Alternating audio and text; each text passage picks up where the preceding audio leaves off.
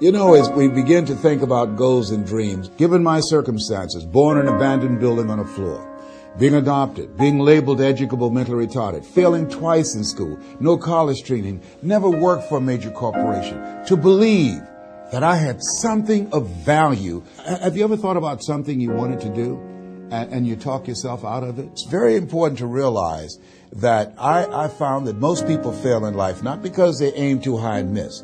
Most people fail in life because they did just like I did for so many years. They aimed too low and hit. They didn't believe in themselves. So I want you right now to revisit and look at your goals and dreams, and let's raise the bar. And I want you to say with me, it's possible.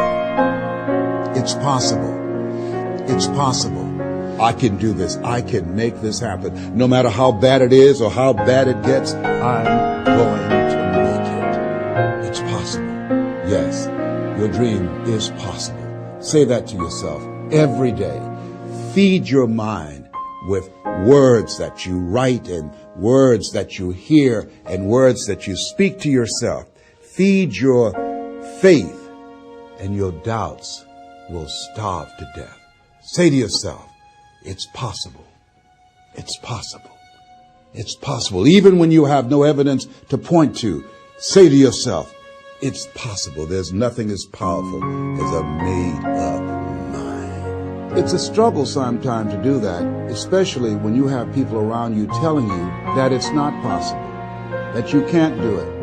And they're constantly pointing out your failures of the past, constantly reminding you of all of the things that you don't have going for you. I'm reminded of the story of the two little boys that were playing on some ice during the winter. And as they got further out on this ice, one fell through the thin ice. And so the little fellow that was still on top of the ice, he was trying to save his little buddy. And he couldn't reach him. He was trying to pull him. He could see him through the thin ice as he got further away from him, struggling.